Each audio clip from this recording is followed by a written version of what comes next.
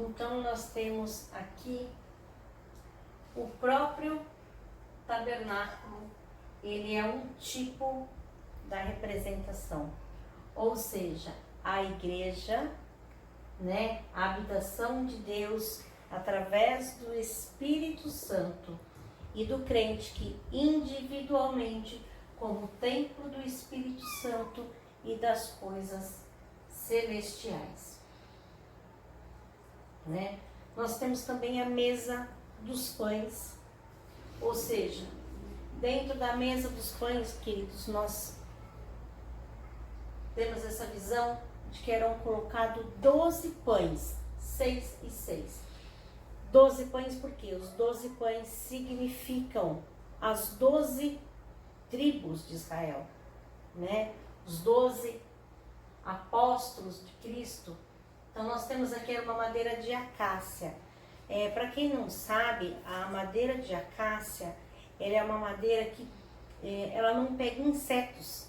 O cupim não a corrói, porque a gente fala, poxa, poderia ter sido colocado qualquer outra madeira aqui, como a gente ouve falar sobre os cedros do Líbano e outras madeiras mais fortes, mas a madeira de acácia, ela não se deixa corroer. Então, por isso, né, a gente tem a madeira aqui de acácia dentro do tabernáculo, coberta por ouro, ou seja, né, a realeza de Deus, a sua magnitude que completa, né? Então ela tinha duas coroas, uma dentro e a outra fora. Nós não vamos nos ater a esses detalhes, né? Mas colocando bem, né, que Cristo como mesa, ele sustenta a sua igreja, né? Nós encontramos isso em Judas 24, 25, ou seja, o Senhor Jesus, ele também é o pão da vida. A seguir nós temos o candelabro de ouro, né? A gente, pelo menos eu, muitas vezes imaginava o candelabro pequenininho, mas hoje a gente realmente tem noção que não dá para ser tão pequenininho para iluminar um tabernáculo tão grande, né? Então nós temos aqui o candelabro de ouro, que obviamente a sua finalidade era fornecer luz, né? E Jesus diz assim, ó, eu sou a luz do mundo. Quem me segue de modo algum andará em trevas. João 8, 12. E outra coisa, este candelabro, ele não era feito em peças e depois montado. Ele era feito numa peça única. Porque cada batida feita para que o candelabro ficasse pronto, ela simbolizava a tortura, simbolizava todo o sofrimento de Cristo, né? Então, uma única peça que levou sobre si toda sorte de sofrimento, de batidas, para que se pudesse tornar a luz do mundo. Então, essas batidas representam, né, a tristeza, o sofrimento de Cristo através de nós, e mesmo assim, com tudo isso, ele se mantenha a luz do mundo, né? E também o candeeiro também é um tipo da sua igreja. Vós sois a luz do mundo. Vós sois a luz do mundo. Mateus 5, 14. A seguir nós temos o altar do incenso, tá? Então, toda vez que nós nos referimos ao altar de incenso, a palavra nos diz que ele veio como um cheiro suave, né? Perdão, vamos lá. Para que a nossa oração subisse como incenso, né? Então esse altar era um lugar realmente de louvor, de adoração ao Senhor. Deixa eu ampliar para você.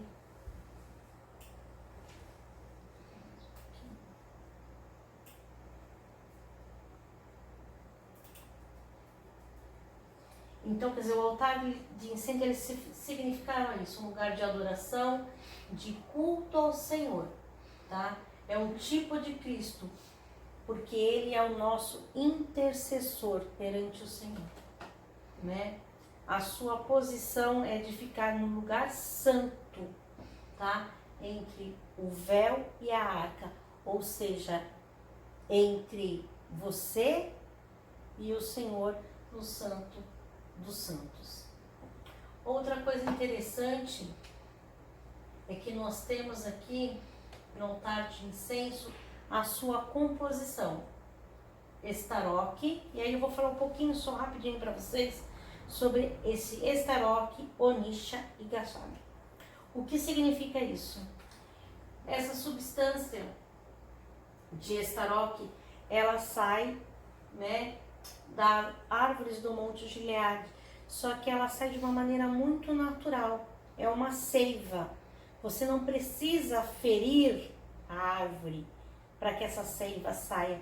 Então, quer dizer, o próprio Cristo, você não precisa feri-lo para que a essência dele chegue até você, né? Então, é uma substância que saia sem incisão, ou seja, o nosso louvor também, a nossa adoração tem que ser espontânea ao Senhor. Nós temos agora aqui essa onisha, alguns lugares onirra, né? Então ela é tirada de um molusco do fundo do Mar Vermelho, né? Ou seja, a verdadeira oração, a nossa verdadeira adoração, ela tem que partir das profundezas do nosso coração. Galbam são folhas de um arbusto, né, da Síria, que elas, quando eram quebradinhas, assim, bem moidinhas, elas possuem, né, assim, uma seiva bem ralinha, né? Ou seja, quando nós nos colocamos a Deus em oração, é assim que nós devemos estar com o nosso coração quebrantado na presença do Senhor. Nós devemos saber que o nosso coração ele tem que estar disposto a estar na presença do Pai.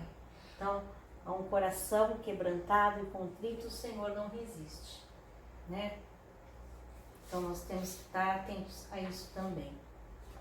A seguir, nós temos a arca, né? A arca da aliança, a arca do concerto, entre tantos outros nomes, né? Que a palavra de Deus nos traz.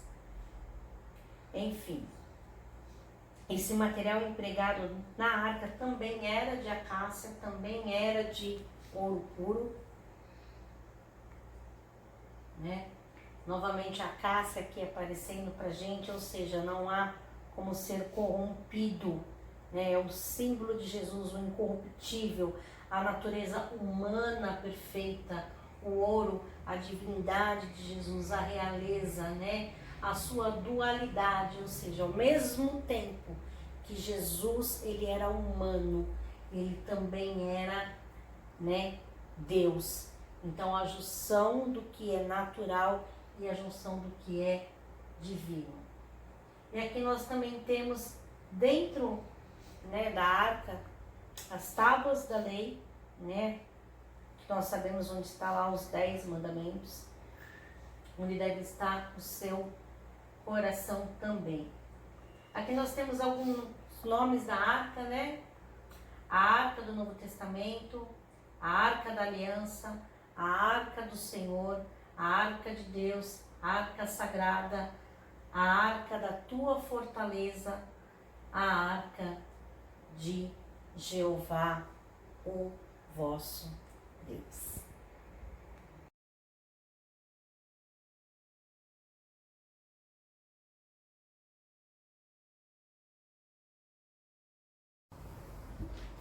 Então nós temos aqui o próprio tabernáculo, ele é um tipo da representação, ou seja, a igreja, né, a habitação de Deus através do Espírito Santo e do crente que individualmente, como templo do Espírito Santo e das coisas celestiais,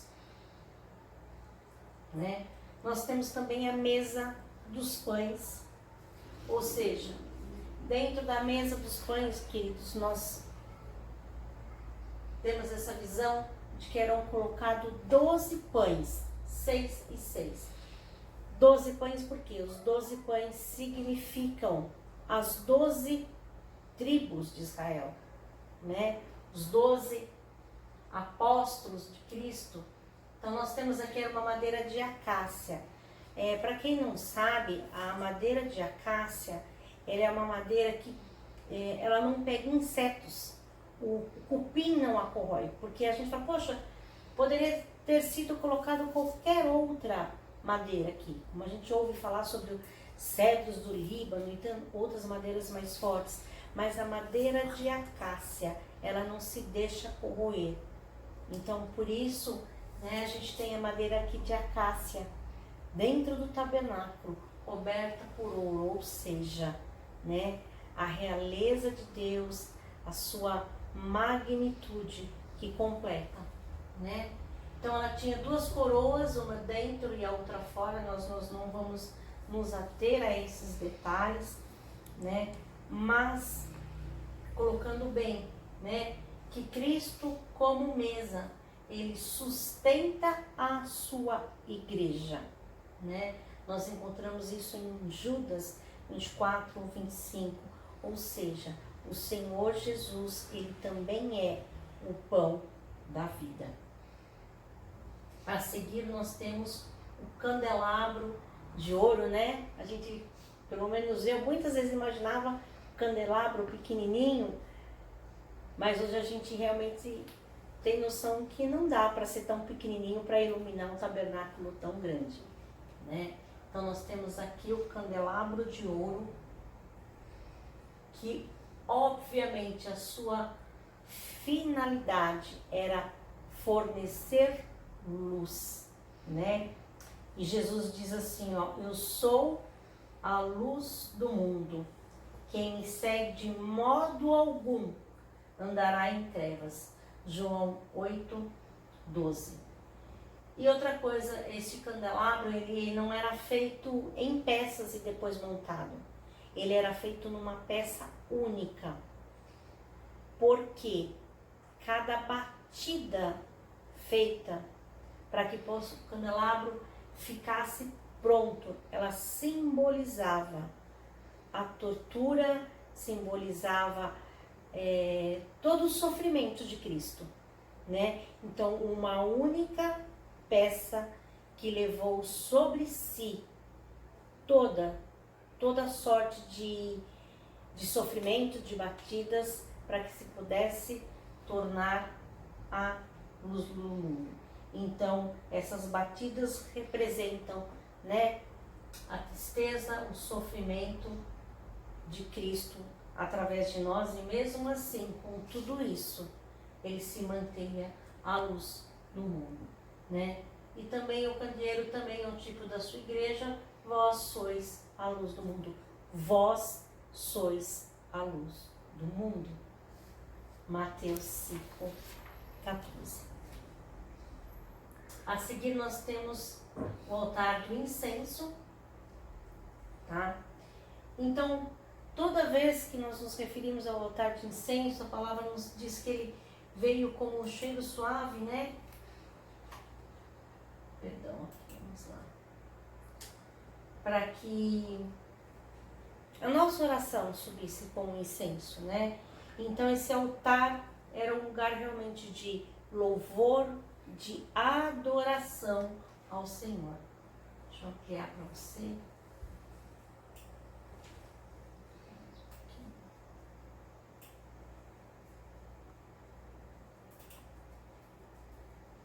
Então, quer dizer, o altar de incenso, ele significava isso, um lugar de adoração, de culto ao Senhor, tá?